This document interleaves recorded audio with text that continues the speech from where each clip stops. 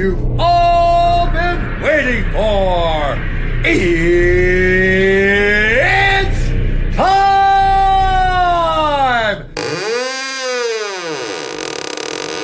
Welcome to the show where the screams collide, where blood runs cold and the shadows hide. Each week a fight, two films will clash.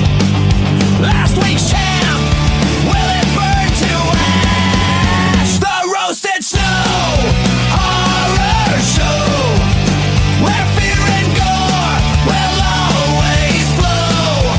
One film wins, one must go.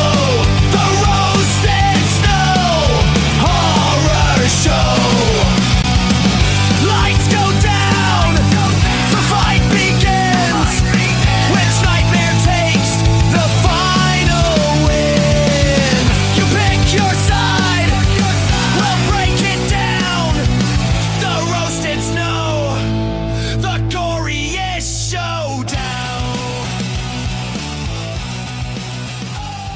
Welcome back, everyone, to the Roasted Snow Horror Show. I'm your host, Ryan Rosted. My last name, everybody thinks, was Roasted. And I'm here with my good buddy and snowman, Chris Snow.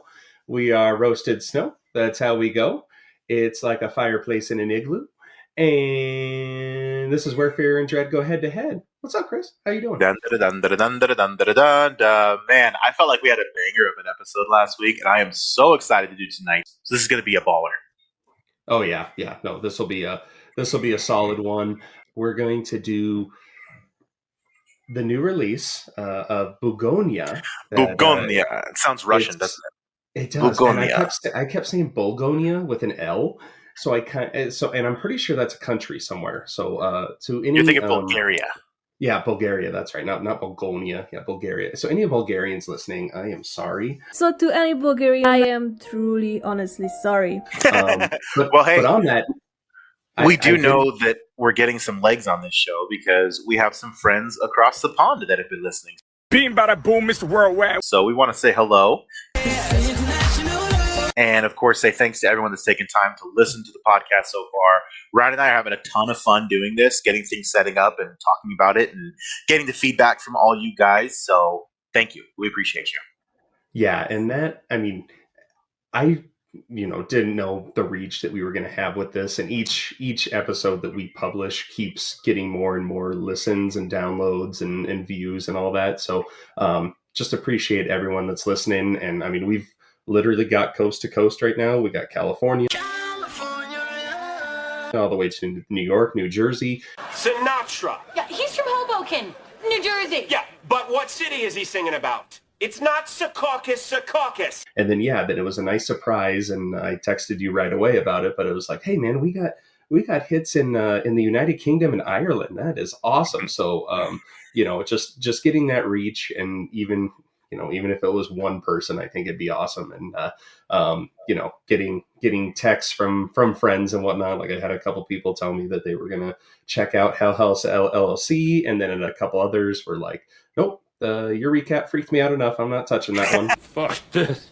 So I had a couple good ones of folks that the first thing they said is, I've never watched movies like that. And the second text is like, I definitely have to check this out now. So I'm glad to hear both of those stories. Yeah. And I mean, I'm sure the creators of Hell House LLC don't want to hear that people are too creeped out to check out their stuff, but maybe they are. I don't know. But yeah, we had a ton of fun last week, and I feel like, we can have endless content going forward. But with that, the main part of this show are the week to week matchups. And last week, just to recap, we had the two found footage movies. We had Shelby Oaks going up against Dream Eater, and you and I disagreed on our favorites. So they both get to move on to face, and this one, a little backstory on it. When Chris and I were going through the next movie we were going to cover, we know some of these weeks, they're going to be light in horror, that where you're not always going to have a true, like, scary movie out. So we may throw some thrillers in there, some dark comedies, whatever may fit into that mold. And I texted Chris and I was like, hey, it's kind of a weird week, and I sent you like 3 titles, and one of them was Predator Badlands, which we're going to hit next week. But this week, I put in Bugonia, and I had looked it up, and it was like, I think AMC had it as a comedy. And I had watched the trailer, and I'm like, okay, I'm not really getting that vibe, but I also don't know if it goes with our show. And then you text me, you said, I think that one's weird enough. I think we should cover it. And I'm so glad you told me that, because you totally had me going. And, from like you had mentioned before, like the hardest part about this show is us not talking beforehand, because there's so much to unpack in this one. Where it's going to fall compared to last week's releases, I don't know, but I'm so glad that you talked us into doing this. So props to you for getting this one on here. It did suffer at the box office, though. It kind of bombed, and I'm pretty upset about that. That really upsets me. Because as we'll get into, it was a pretty solid flick. It wasn't bad. It wasn't bad at all. I'm really excited to talk about the twist ending.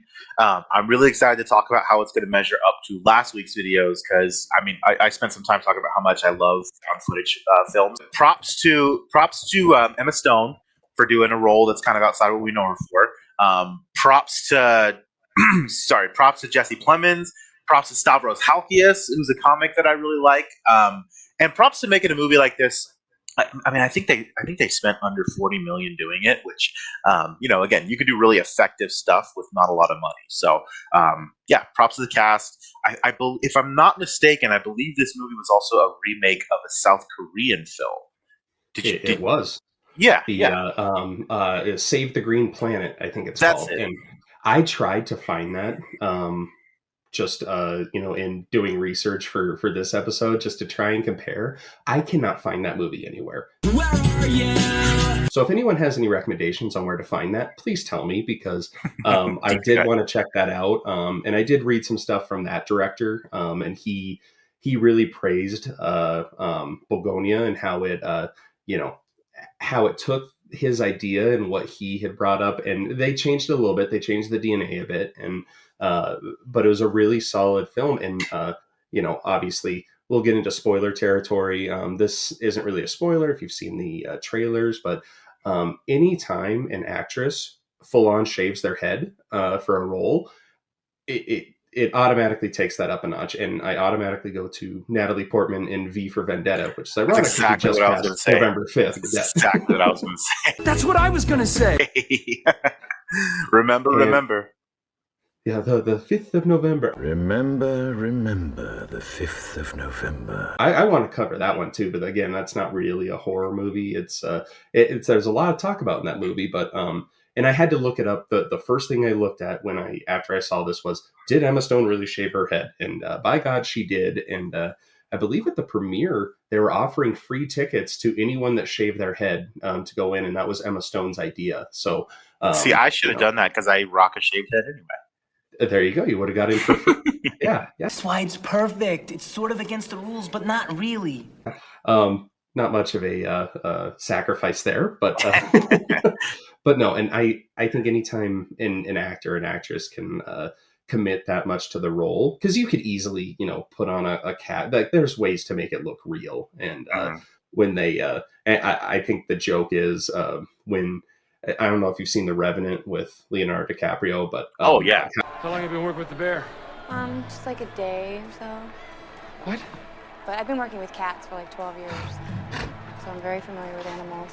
He actually ate like bear meat and lived out in the woods, and they're like, you're supposed to just pretend like you're doing that, not actually do it. And he ripped that rotted piece right off of that carcass and took a bite. Props. Props. Yep. So I guess before the spoiler version of this, if you do you want to give just a little spoiler-free walk down on what the premise was on this one? Because it is it's a trip. It leaves you thinking long after you leave the theater. Absolutely. So kind of the premise of this one is Jesse Plemons.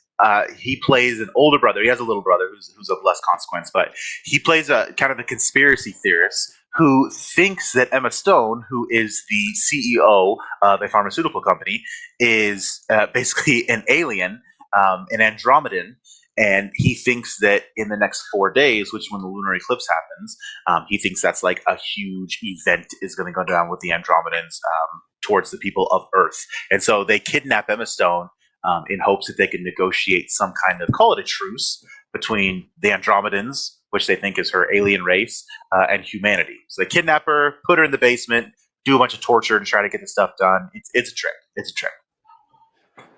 Yep. And my one phrase review for this is that it's Heretic, but with aliens. Jar Jar Binks. Dada.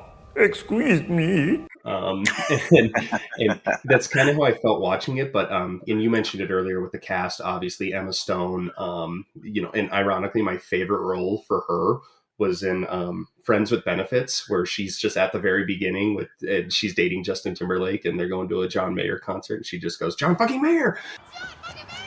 And so that's one of my favorite Emma Stone roles. But, I take it all the way back to Superbad. I think that was her first film. Oh yeah. But I could watch Superbad a million times in a row because it's so great. That was like 8 years ago, asshole. People don't forget. I was able to see that one on a sneak preview, and it was just, there's not many comedies for sure that you walk out of and you're like, all right, that's going to be quotable for the next couple decades here. Superbad, in my opinion, Superbad is like one of the last great comedies. I'm not saying there haven't been great comedies since then, because there absolutely has been, but there's something about the comedies that they made from like 2004 to about 2010 that were just, it was the new guy, it was the new club, it was the Will Ferrell and Seth Rogen and Bill Hader. They were really all getting their feet wet, and they just made some bangers. Well, yeah, and that one, I feel like it semi came out of nowhere, but Jonah Hill, never heard of him. Michael Cera, barely knew who he was. Emma Stone, her first film. Christopher Mintz-Plasse, McLovin. Fogel, have you ever actually met anyone named Muhammad? Have you actually ever met anyone named McLovin? No, that's why you picked a dumb name. Mm-hmm. Well, yeah, McLovin's going to be around forever. Everybody knows McLovin, whether you've seen the movie or not. That's from Hawaii, and that movie's awesome. Right. And then Jesse Plemons, I mean, I love him. He's, at least the movies that I've seen him in, he hasn't had like a major role. I guess in Black Mass he kind of had a major role, but like Civil War, he's in it for like 5 minutes. It's a bit part. But that scene in Civil War is so good. Just what? Well, you're American, okay? Okay. What kind of American are you? And he is so unnerving in that. He plays a psychopath perfectly, doesn't he? He does. He played one in Breaking Bad too. Yeah, and Game Night, even though it's a comedy, he plays a psycho. Any plans for this evening? No. Perhaps a game night? We're just going to stay in, just the two of us. Mm-hmm. Boring. 3 bags of Tostito scoops, I notice. There was a special on these tonight. 3 for 1. 3 for 1? Yep. How can that be profitable for Frito-Lay? Or a creeper, I guess, is the better way to put it. That's a good way to put it. He's upset. He's not getting invited to game night. He flips a big one on him. I loved it. Oh yeah, no, oh man! If you haven't seen any of those movies, well, A, what's wrong with you? B, check them out.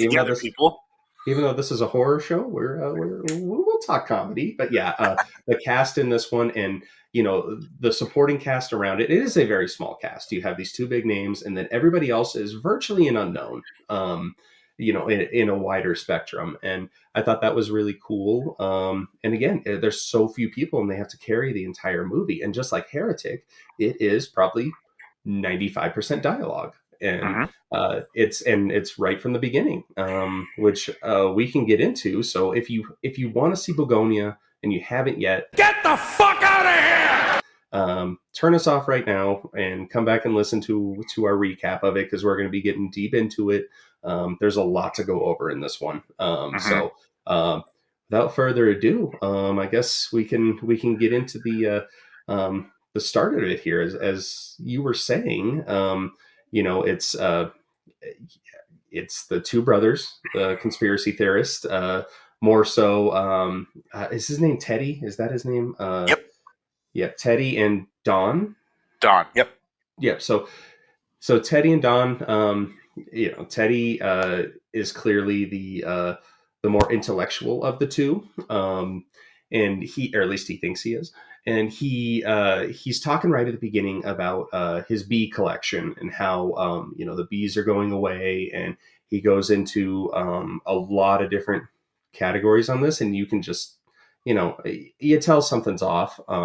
He's very gonna stay at home and listen to conspiracy podcasts and all that, and then you cut to Emma Stone's character, who is, like you said, CEO of this pharmaceutical company, and she is very robotic. She's very down to business, and I thought it was funny, her dialogue when she's in the office, because she's like, "Oh, they can leave at 5:30, but if they have stuff to do, then they should probably do that. But they're totally free to leave at 5:30," and I think that's the way a lot of workplaces go. I'm gonna need you to go ahead and come in tomorrow. So if you could be here around 9, that would be great. It's that horrible, you ask to leave and the response isn't, yeah, absolutely, get out of here. It's always, well, if you think you've done enough today, then go ahead and leave. I had a boss like that in the past, and man. Oh, me too. It was, and it'd be funny because technically it's a 9 to 5, but there were some days, hey, I got to leave at 4, so hey, I'll come in at 8, and then life happens. Why don't you stay till 6? And it's like, I mean, I just put in all the hours. I just did them in a different time slot. So yeah, I got a chuckle out of that because it was. I think they're trying to push this new initiative in the movie where, they're trying to be more family friendly, and they're like, oh no, they can spend time with their family, but if they have work, then the work should be done. So it's like, yes, but don't. And I thought that was really funny. And then throughout the beginning of the movie, the two brothers, or they're not brothers, they're friends, right? They're cousins, I think. Cousins, now that I think about it. Yeah. So, Teddy's going through and talking to Dawn about what needs to happen. And there's a part before anything gets crazy where they do a chemical castration. What do we do? We might have to amputate. Bone saw. Whoa, Doc! Don't take the leg! It's heading for his testicles. Take it! Take it! Take the leg! Because they don't want any distractions on when they are doing this. You find out that they are abducting this CEO, but and the fact that and that's the light part of the movie where they're yep, where, because even Dawn is like, well, one day I might want to be with someone, and then Teddy's just like has totally brainwashed him. It's like, nope, you're gonna. He really manipulated him into doing what he wants, didn't he? Oh yeah, and you know what? I mean, he was a very charismatic talker. You think he knows exactly what he's talking about, and as the audience, you're like, this guy's nuts, and then you're like, oh, maybe he has a point here, but he's still nuts. And so it's a nice internal dialogue that it gives you as the audience there. And so then they chemically castrate themselves. They don't want any distractions going forward. They are full on this mission. And if you want to take it over from here and kind of how they meet Emma Stone. So I kind of want to get into a little bit more about how they, what the actual plan is for him. So you said he talks about killing, he thinks that the bees are dying, and he thinks it's the aliens' fault. And not only that, he thinks that these aliens, these Andromedans, they're destroying communities. They're basically they're making humans slaves, essentially. So the plan is they're going to use the CEO as a bargaining tool, the Andromedan Emperor. So they kidnap her, I guess is the best way to put it. And like you said, committing to the role of shaving her head, they kidnap her, shave her head, and then if you guys have seen the trailers for it, Emma Stone's white, completely white in this movie. They've covered her with a cream. Was it like an antibiotic cream or like a? Yeah, or like was it an antifungal cream? It was. Yeah, it's like an antifungal cream, and the goal was that it's going to prevent her from sending out a distress signal to the other Andromedans. So they've really gone, like you said, Teddy. They high potential conspiracy theorists. They've really jumped the shark with what they believe and why they're doing things. I mean, it's pretty nuts, right? And and Emma Stone, she's, she fights them off pretty good at the start Mhm. when they are trying to abduct her. And it is like, that's where some of the comedy comes in because like they're getting their ass kicked. You could And almost call this film a black comedy, couldn't you? right, you definitely could. But I mean, I did not think it was as funny as a lot of the other, horror comedies or dark comedies but yeah, it was just, they're getting their ass kicked. She's like throwing her heels at them. Who throws a shoe? Honestly. And like she like and they show a montage earlier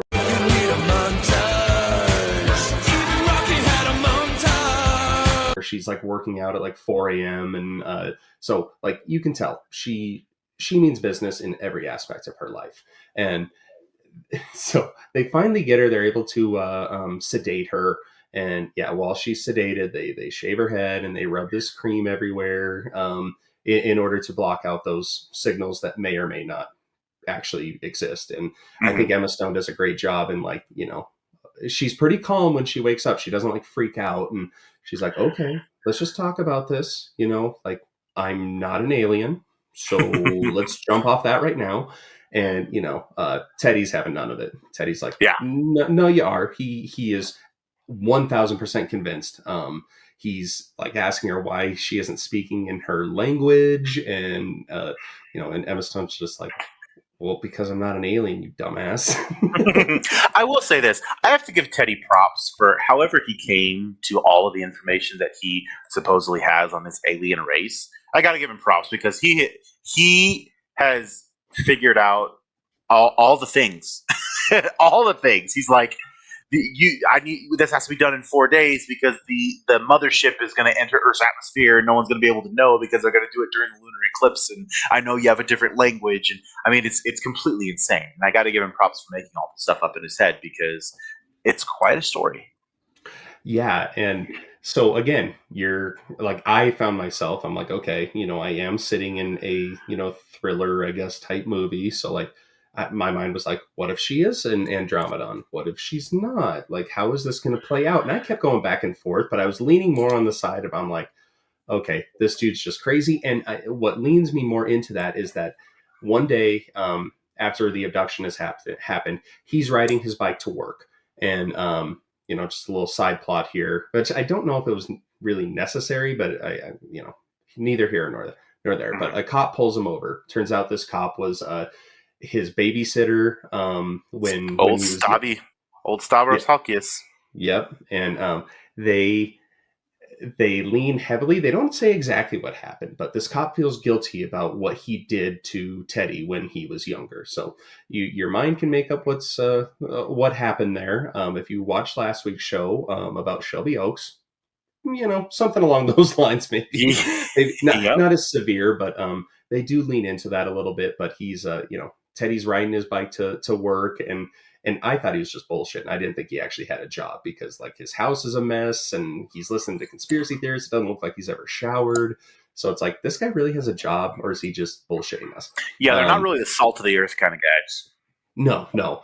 And so he has this awkward conversation with his old babysitter that's a cop now, and the cop even says like, "Oh, I'll come by and see you sometime and check in on you." And he's like, "Okay, that's not necessary." But then Teddy rides into work, and it's a distribution warehouse, and it's actually for the same company that Emma Stone is the CEO for.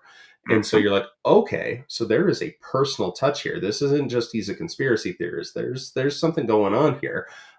If you want to touch more on that and kind of why she was targeted, in addition to the whole alien conspiracy thing.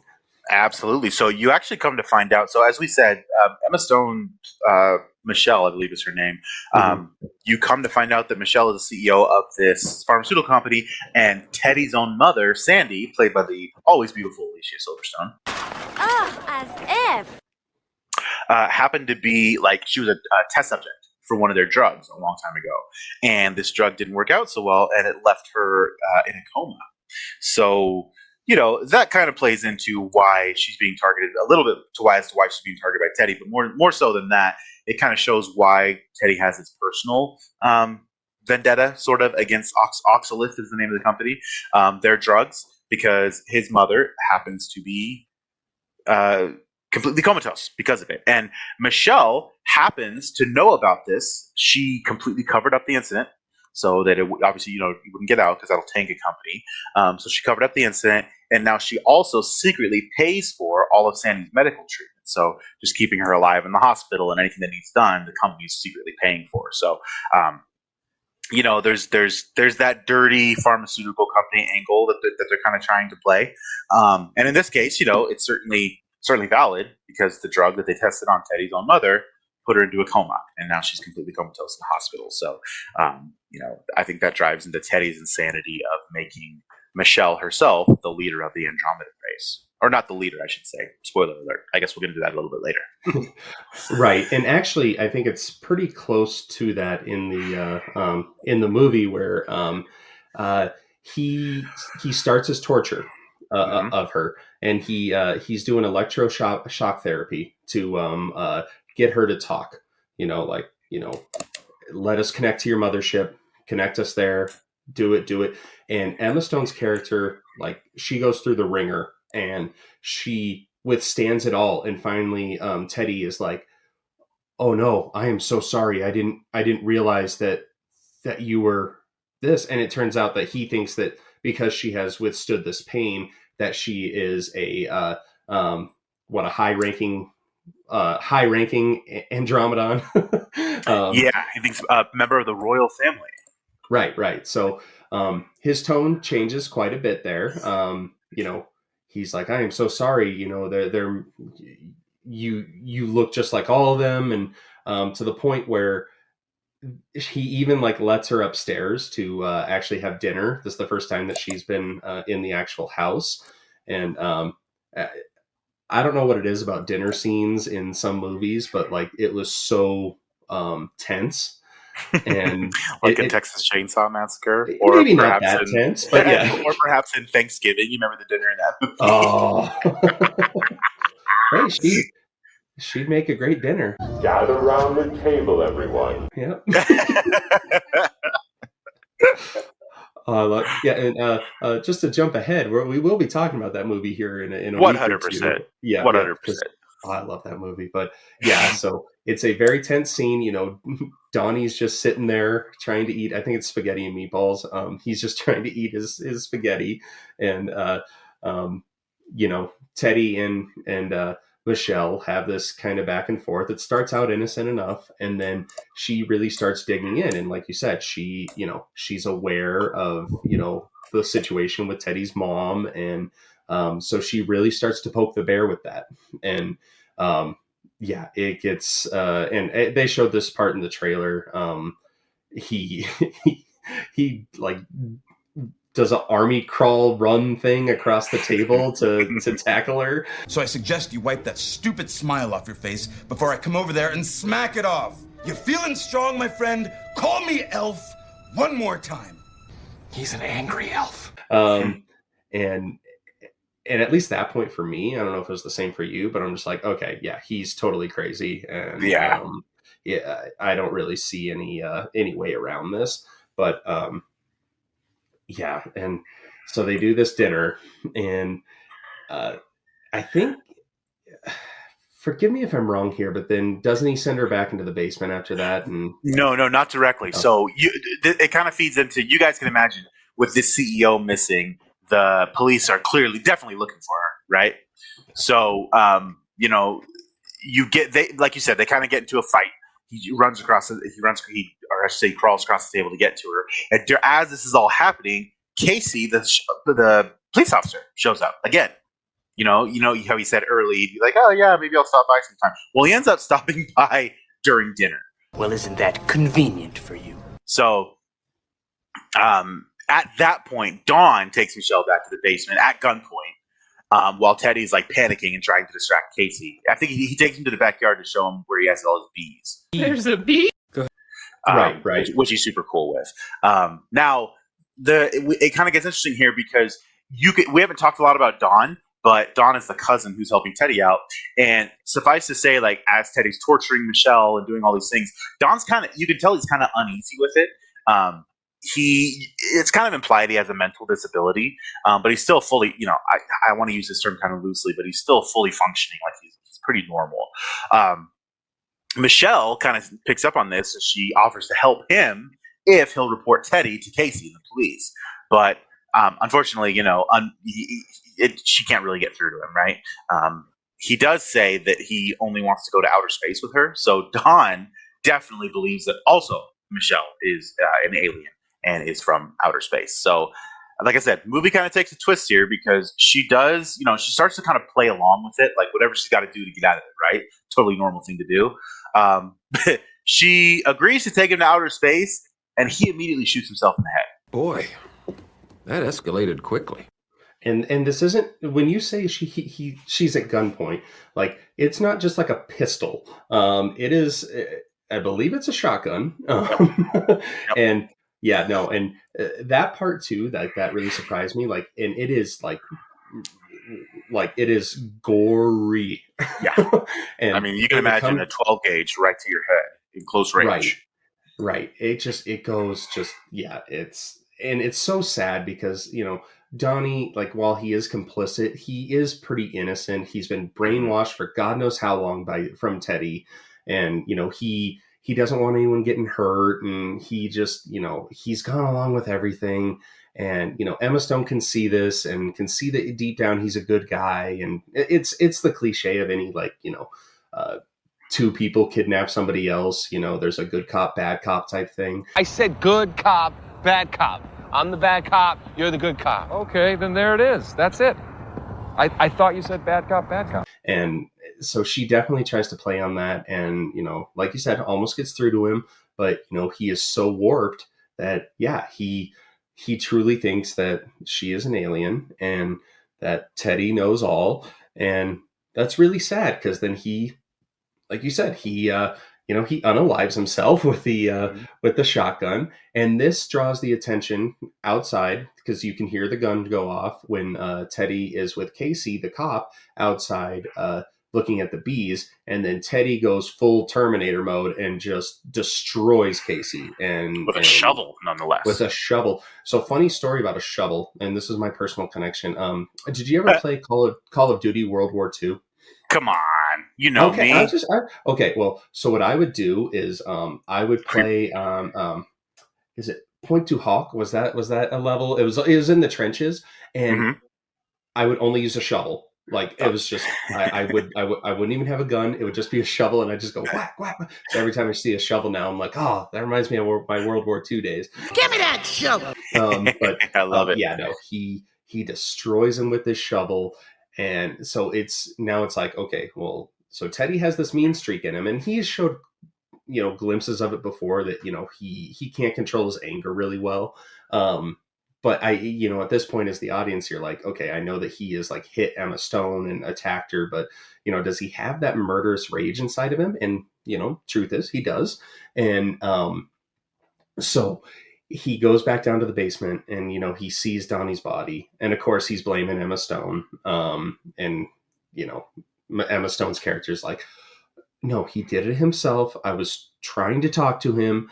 And this sends Teddy off the deep end. They, and if you want to go into a little bit here, but like, this is for me where the movie just, it started to get into a twist every other second. Bam!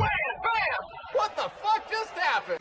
Yeah, absolutely. So, I mean, you can understand running downstairs. Number one, after he just killed a cop. Number two, after he runs down and sees Dawn dead. I mean, he's in a pretty manic state of mind. And naturally, this creeps Michelle out, and she's, what can I do? She obviously knows who this person is because of Sandy, his mother. So this is pretty crazy. But she convinces Teddy that there's a bottle of antifreeze in her car, and that it's a special alien medicine, and that if he gives it to, I can't believe I'm giggling at this. I feel sick in the head. Don't take this personally, people.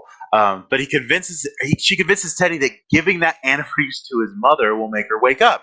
So Teddy, in his manic state, grabs the antifreeze out of her car, rushes to the hospital, and he injects antifreeze into Sandy's IV bag. Which her live IV trip. The funniest part about this is because, yeah, she does play it up like, I keep this special, I keep this special formula in my car, so I have it at all She's times. she's trying to fully embrace the alien identity at this point, because as manic as he was, she's kind of trying to think of anything that'll calm him down. Right. And so he takes the bait and goes straight. And, at this point, even still, you're like, oh, I think she's, probably full of it. But, hey, maybe she really is an alien this whole time and this is going to help. But, the smoking gun here is that the friggin' liquid is blue. The goddamn pen is blue! I mean, come on, Teddy. You're clearly not stupid because you have figured all these things out in your mind. But what the heck, man? Yeah, and he's just like, wake up. And for a second, his mom moves her fingers, and it's like, oh man, maybe that wasn't antifreeze, even though it's 1,000%. Like it's like her death knell. Like, ugh. Yeah, and then she kind of convulses, and he freaks out, and of course, then the nurse walks in. And then he pops out the window because now he's just murdered a patient with antifreeze. Yeah. His own mother, nonetheless. Come on, bro. And then he goes, he runs back to the house. And Michelle naturally has freed herself during the time he's been away, right?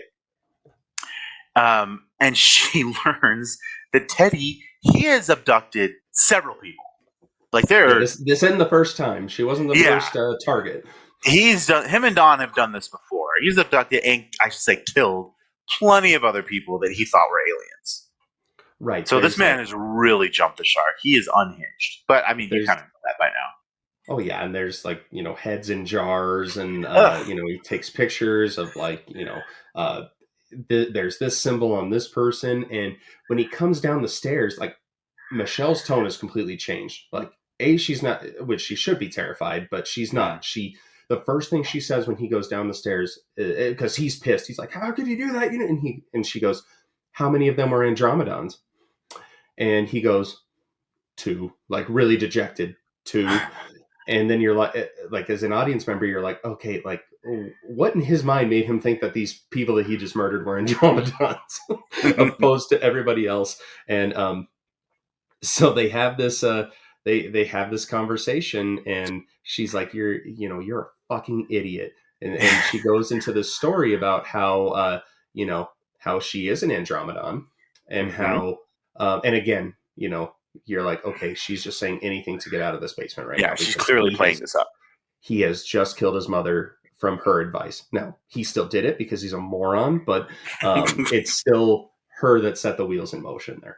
And so she leans 1,000% into that she's an Andromedon, and is telling him yes, we created the Earth, we created humans, and she even goes into this philosophical thing about how she was responsible for Noah's Ark and all this. It gets very religious. It was a whole narrative about feeling guilty after killing all the dinosaurs.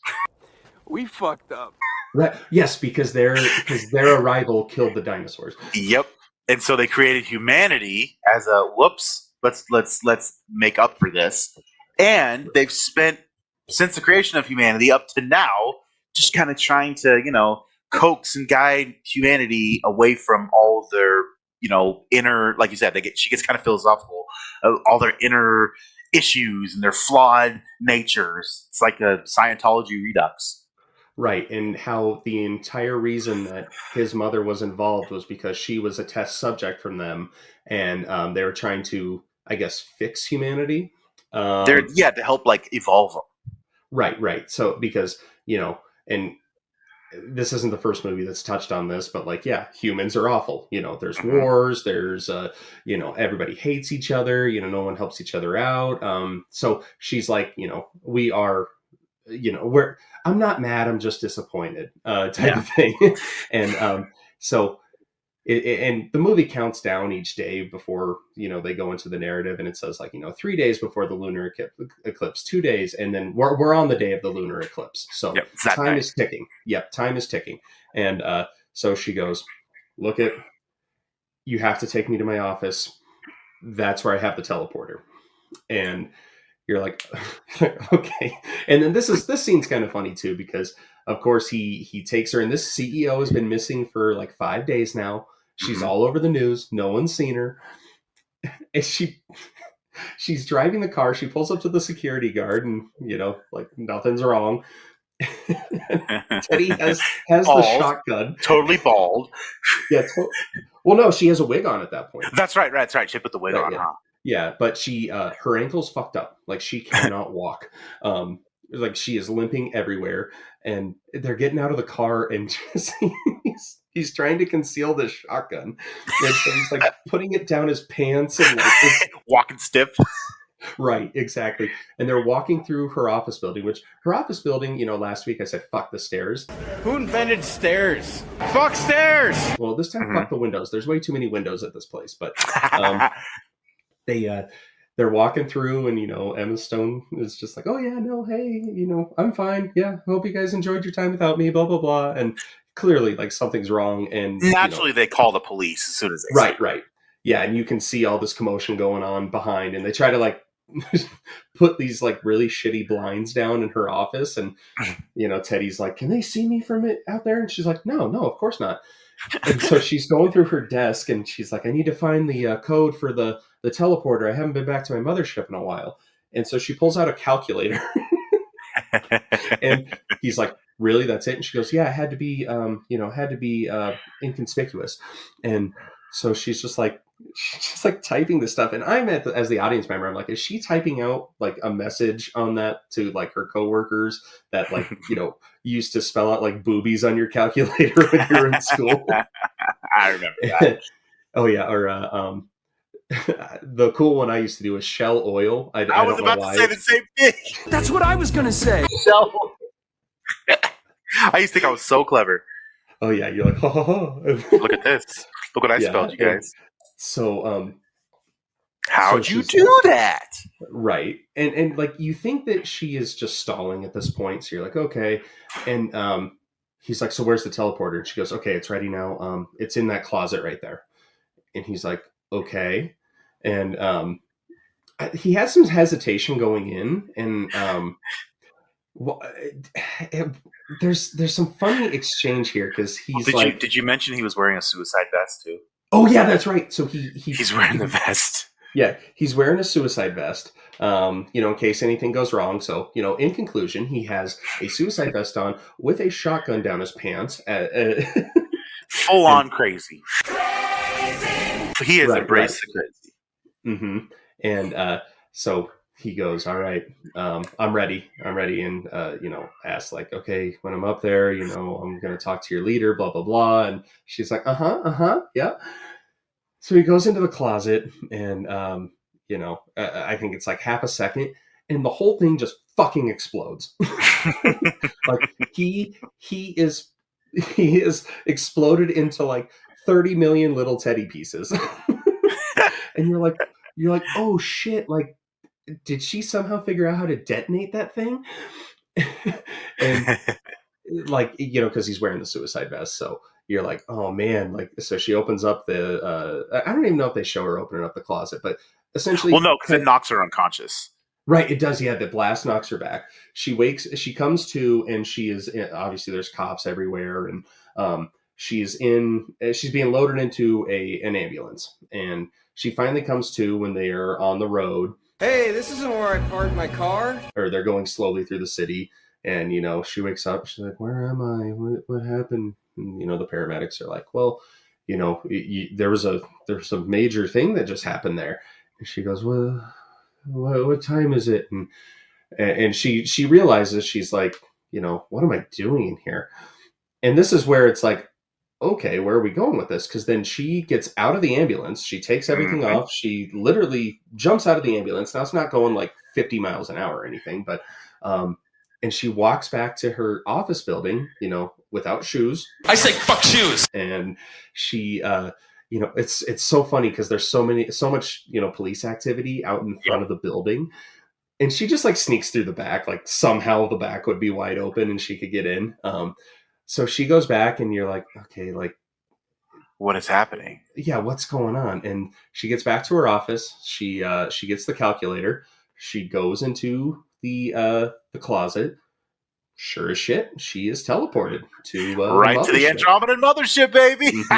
Yep. And it turns out she just wasn't part of the royal family. She was the empress. And the only thing let's stop for just a second. Oh, I mean, yep. After this whole film of the insanity of Teddy and Dawn and the wild stories about her being an alien and how they're clearly insane, lo and behold, they were 100% right. 100%. Teddy, not like you said, not only is she a high-ranking member of this alien race, she's the empress. She's the leader of this alien race. And he had everything down to the T. Like you said, like they start speaking in their alien language, and they're just like, "We could not contact you because your hair was removed." And it's like, "Oh shit, he was right about that." Exactly correct. I mean, it really, like, you're not really expecting this kind of a twist. Like you're sort of asking yourself, like, what's this building towards? Especially after Teddy dies with the suicide death. You're like, what's this building towards now? Like, are they going to uncover how crazy Teddy was, and they're going to say the FBI's been on to him for this amount of time? But no. Actually, he was 100% right.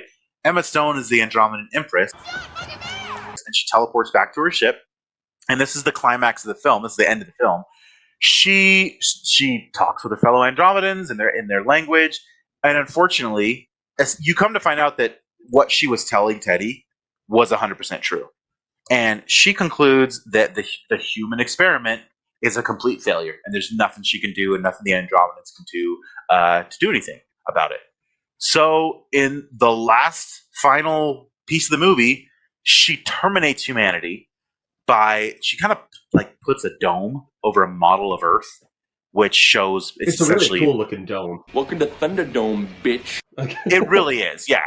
And she basically encloses all of planet Earth, which causes every human being to die instantly. And she does feel bad about it, but she gazes out at the planet, and it's just a video montage of humans all around the world just dead. While ironically, the bees come back.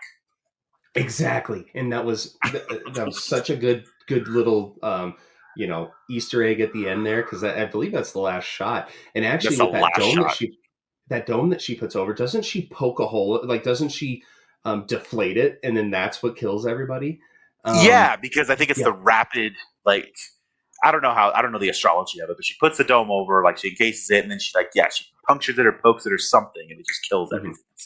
Well, and I put in my notes after I watched this, I'm like, well, that was when you look up downer ending in the dictionary, there's a picture of this movie, because it, like, they do not hold back. They show, like, hey, there's Times Square, and there's kids in school are just like dead on their desks, and it's like, now I guess the humane thing about this is that everybody died instantly, probably didn't feel anything, so that's nice. But it kind of reminded me of the ending of Oppenheimer.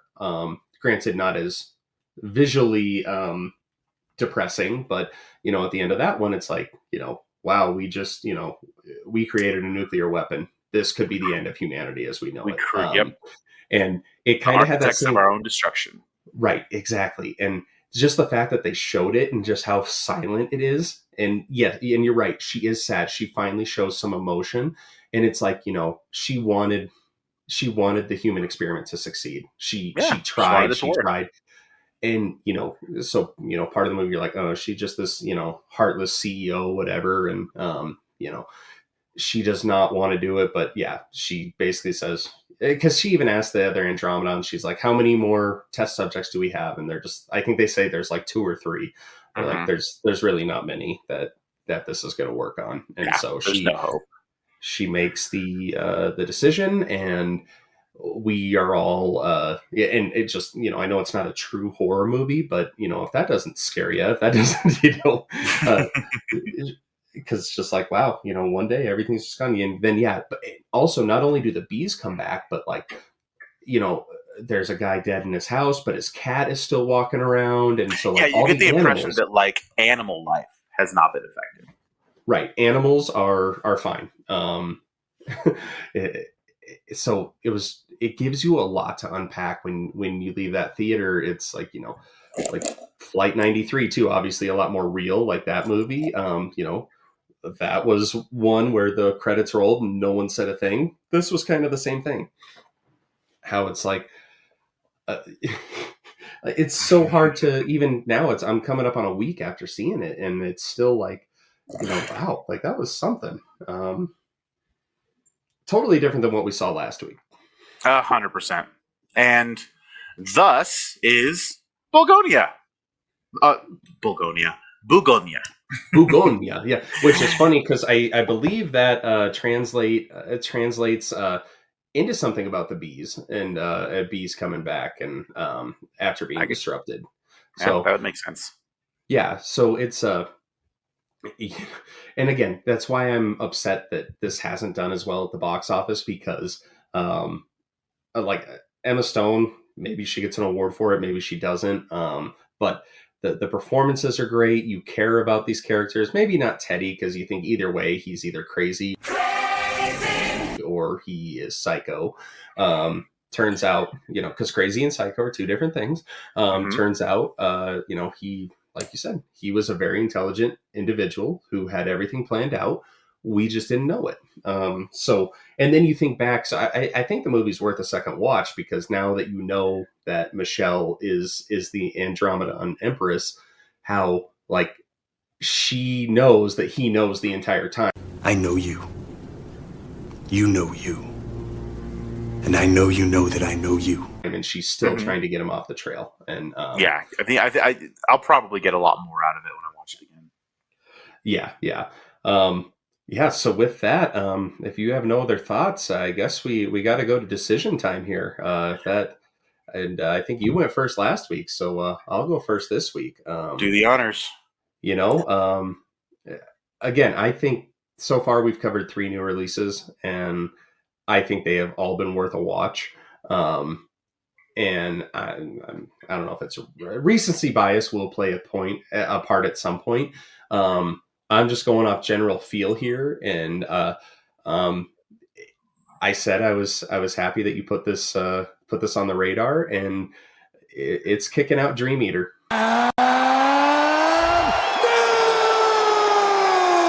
It's taken that spot. Okay.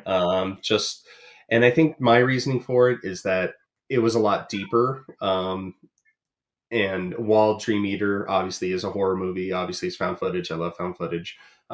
This just stuck with me a lot more, and I thought way more about this movie than I thought I was going to, and that speaks something for me. How does it match up with Shelby? Because Shelby also was a little, had a little bit more oomph as far as a story goes. Yeah, from what and that's kind of what I ultimately chose it over Dream Eater, right? I think the deepness of that film, and again, kind of the end that makes you, I wouldn't say it makes you think as much as Bugonia does, but you do walk away with that sense of just impending dread, because there's a piece of you that kind of goes, hey, when it's not a happy ending, or when it's not, oh, the good guys won and the bad guys didn't win. Shelby Oaks, the bad guy, the demon, definitely won. So, you kind of walk away with that kind of dread. This one's more of an existential dread, right? It's like, oh my gosh, the Andromeda just wiped out all of humanity. So for all the things that it does do well, I'm actually going to stick with Shelby Oaks.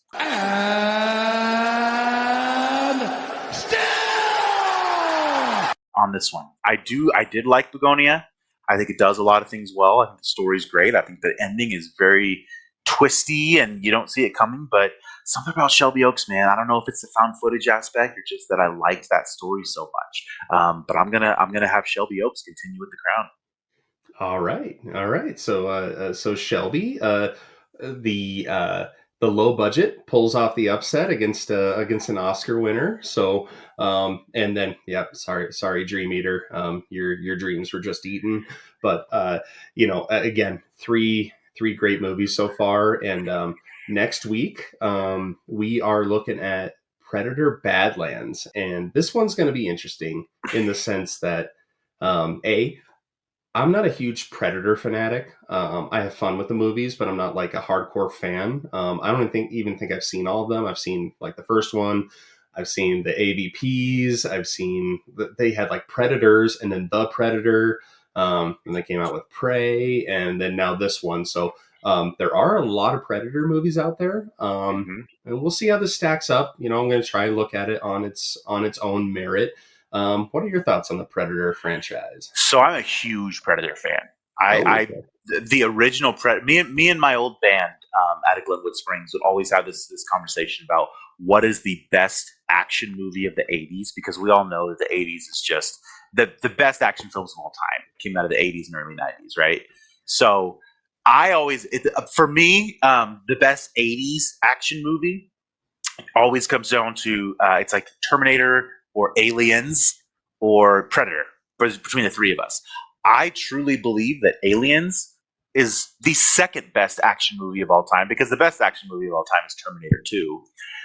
But Aliens is I think the best 80s action movie. My drummer believes that Predator is the best action movie out of the 80s. So big fan of Predator. I do love it. I love Arnold as Dutch. I love Predator 2 with Danny Glover. That one's kind of more maligned. People, they didn't really appreciate it as much as the first one. They thought it was a little bit weird with the setting, particularly being in LA. I love Predator 2. I think upon rewatches, you actually realize how good that film is.